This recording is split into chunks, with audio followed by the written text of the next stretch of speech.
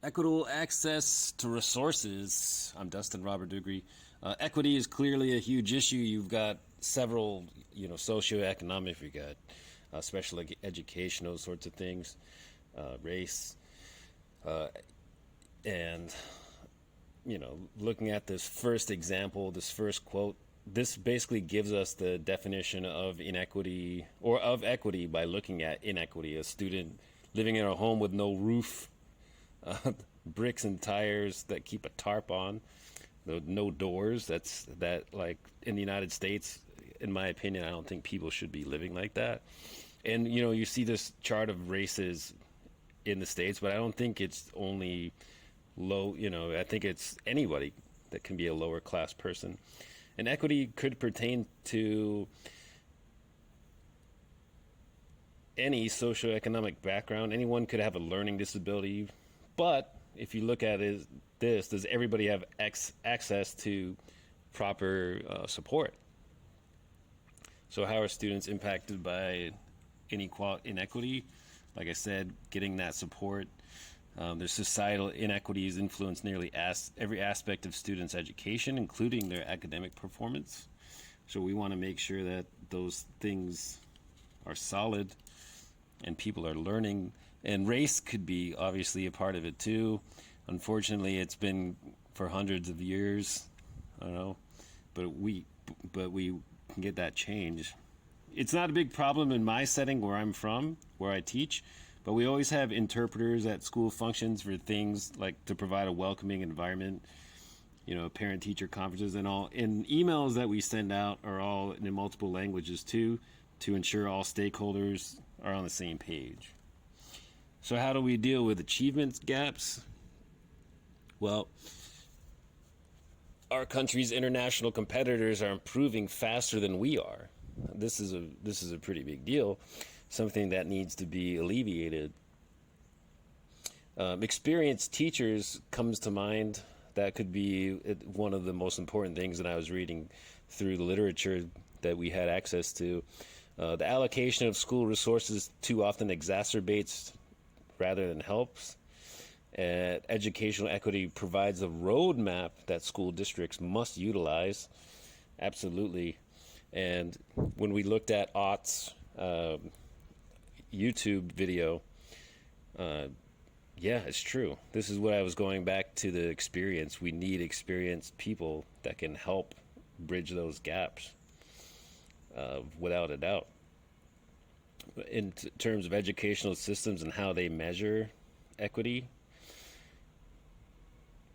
I think that educational systems improve best through leadership, like leadership who has, again, its experience with different frameworks or protocols, such as PLCs, or they can set up like an infrastructure.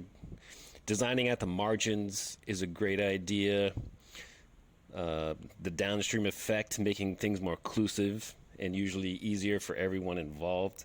And that keep in mind, it's not just teachers and leadership that affects the students. Parents can get involved, and any members of the community. And sometimes miscommunication happens too. People, we can't quantify measurable improvements unless everyone's communicating on the right page, on the same page. In terms of disparities, I want to continue to point out that leadership is key. The people living it, whether they're leaders, they need to act on noticing what the disparities are, so that way it can actually help. And I love this quote from Robinson's mother: "I'm not going to punish you because I feel you've learned your lesson."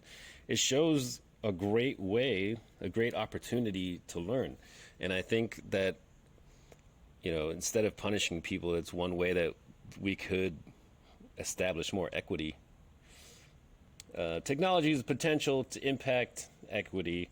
This last section seems to be focused on money, putting it in the right places to level the playing field among Americans, hopefully. It's not, even though a couple of these sources or references are about special education, that equity and equality doesn't necessarily only pertain to that, like was alluded to before. I mean, it is definitely a huge part. You know, we definitely want to give support to everyone, but you know, it's it's. I think it's very clear that it's hard to decide how to make equity work. A lot of, and you know, there's a lot of commitments. I think we're reading through. There's all these impacts of the new federal education law, the greatest control over the distribution of money kind of goes to the states, but in the new administration, it seems like Biden and Harris are giving more money federally, which is awesome. This assignment provided plenty of opportunities to consider what equity and inequity are, which was great. It doesn't make, you know,